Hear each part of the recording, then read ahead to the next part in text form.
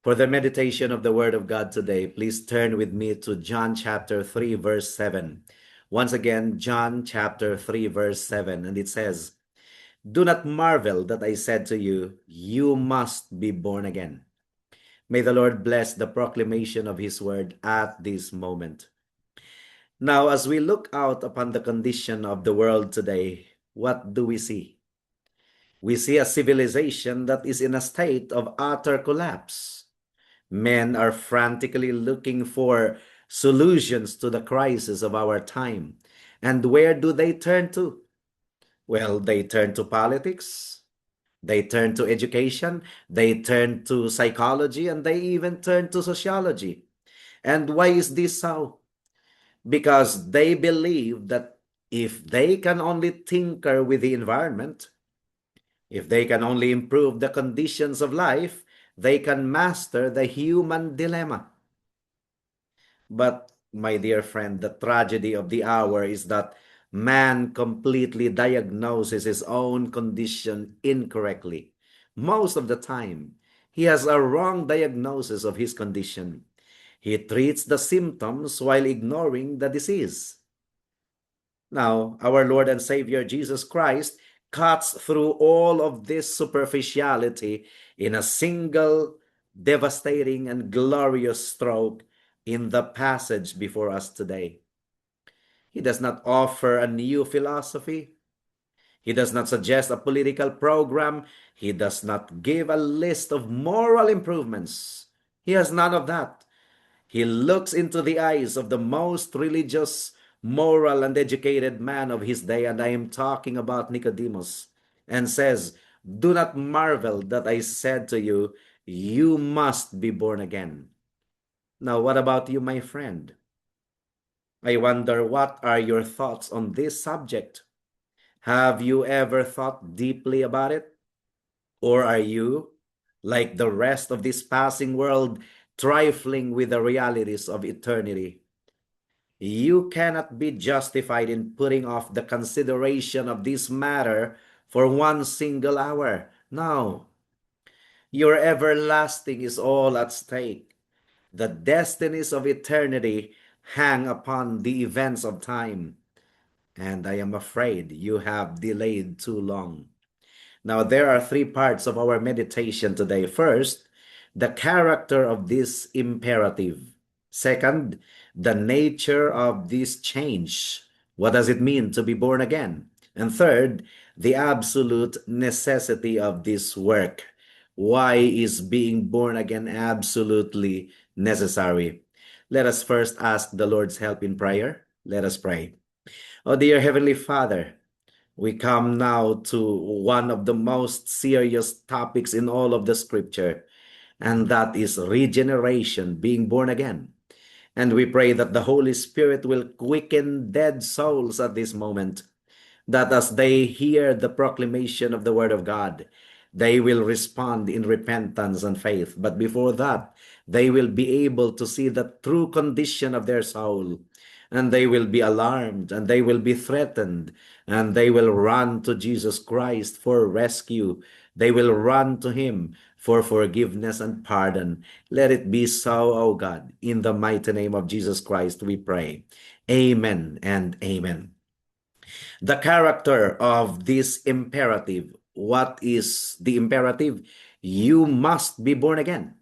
So there is the modal auxiliary must. This is an auxiliary of necessity.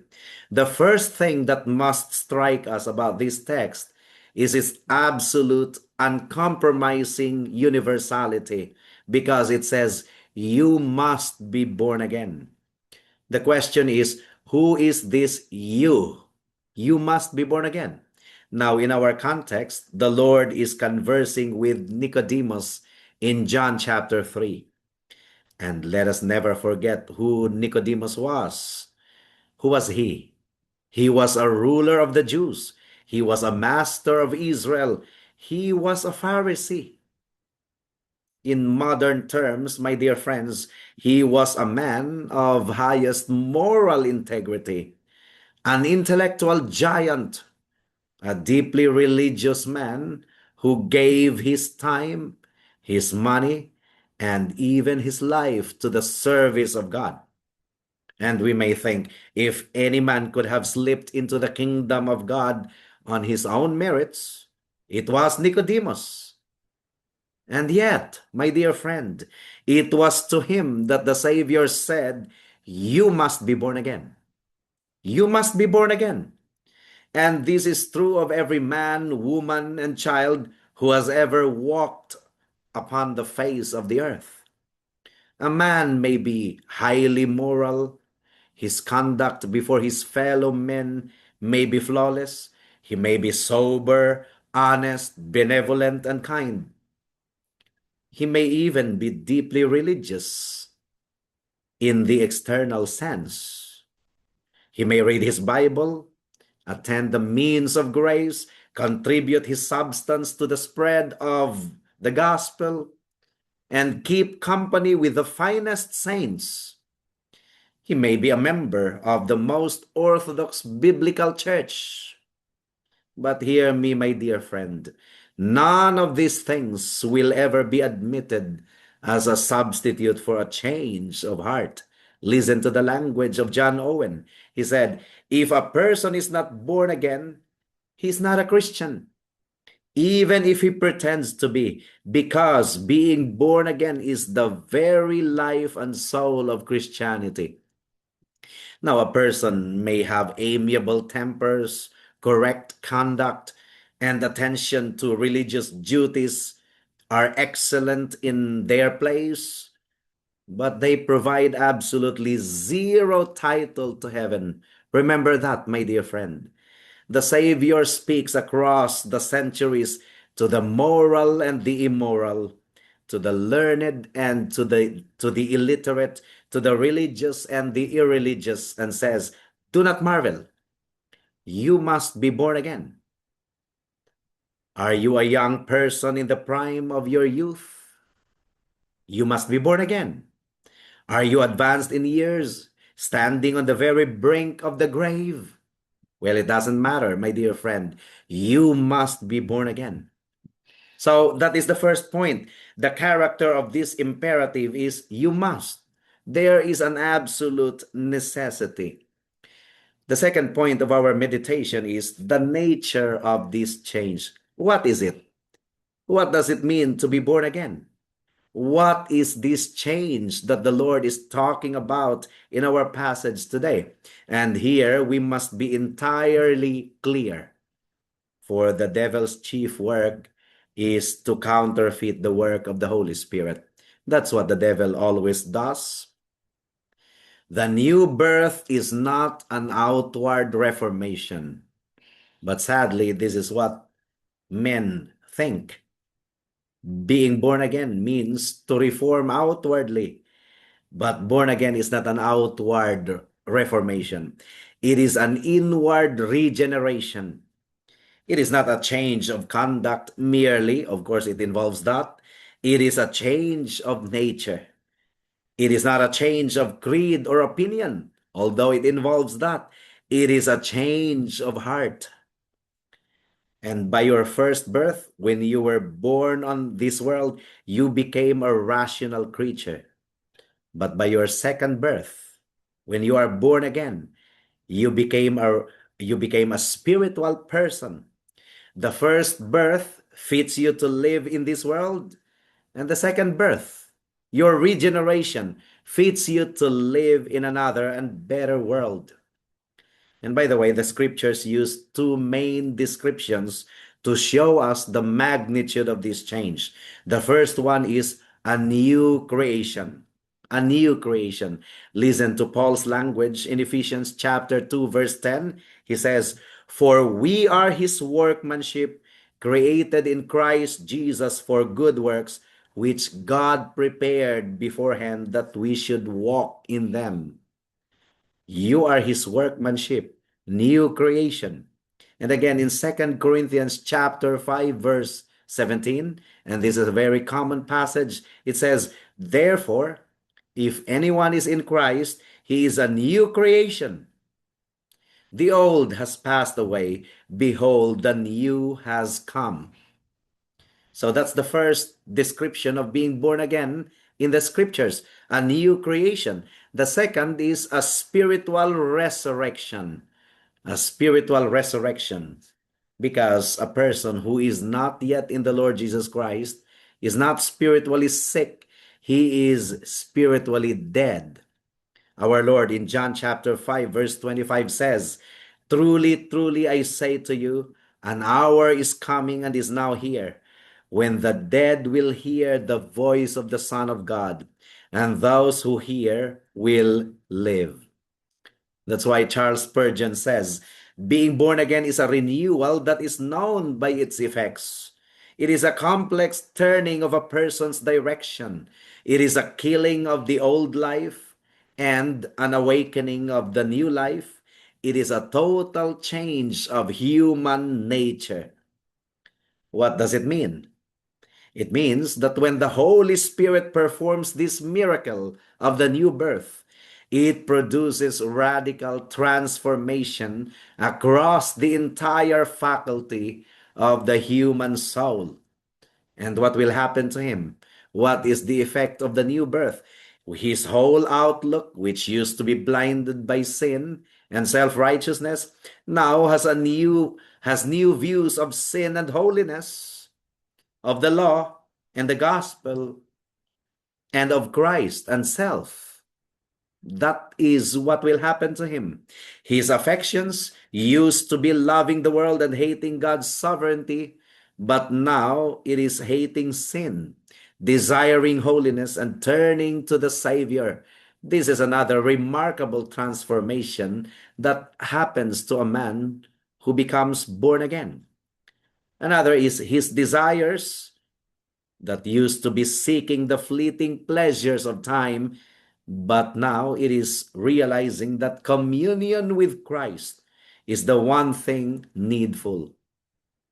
And what usually happens is you will find yourself in a new world, surrounded with new objects.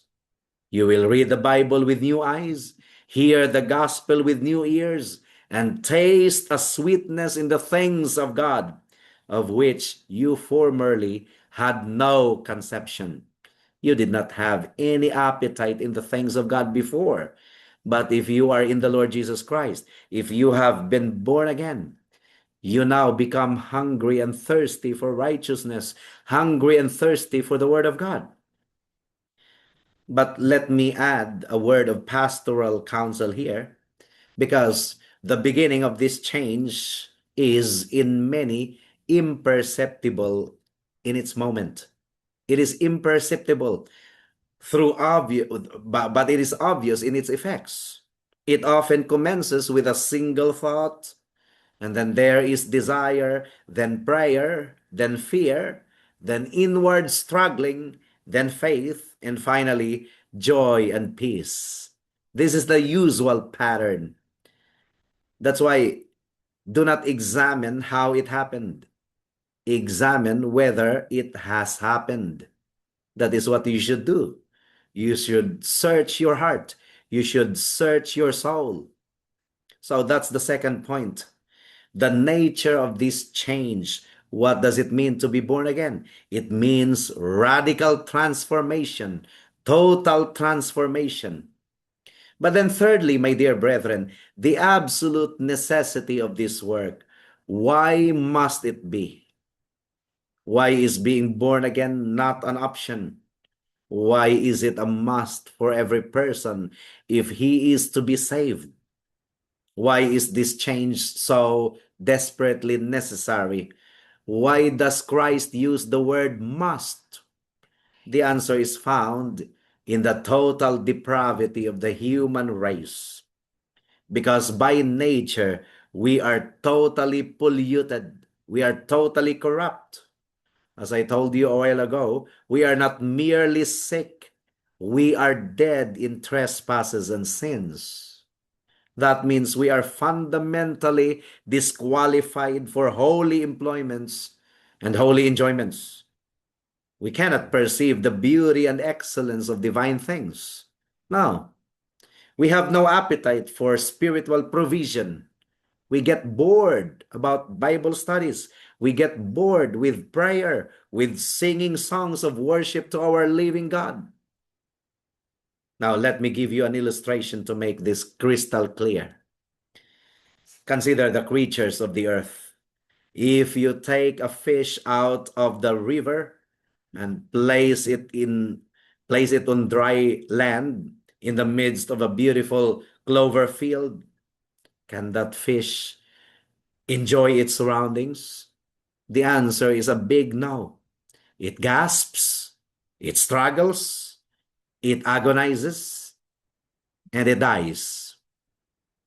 Why? Because it is out of its element. It does not possess a nature suited for the land. And conversely, if you take a bird and hold it deep beneath the ocean waves, it cannot live because it has no apparatus to breathe or survive there.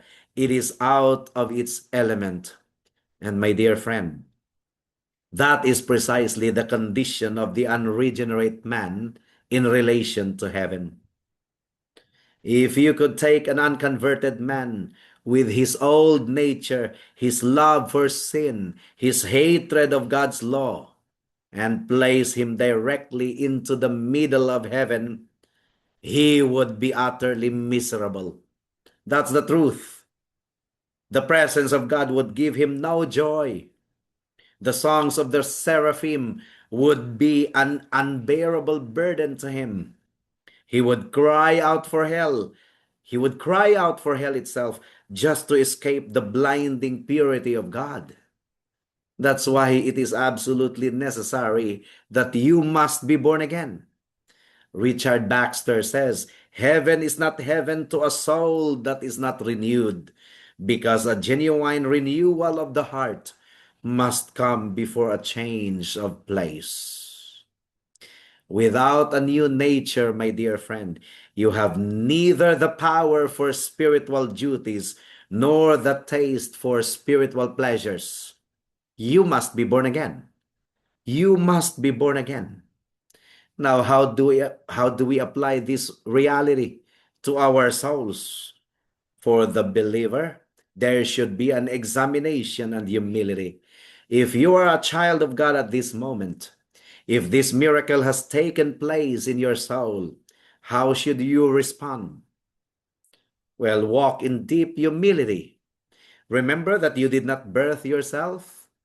It was God who quickened you when you were dead. As the Synod of Dort beautifully summarizes, it is a regeneration, a new creation, a raising from the dead, a making alive, which God works in us without our aid. Take note once again, without our aid.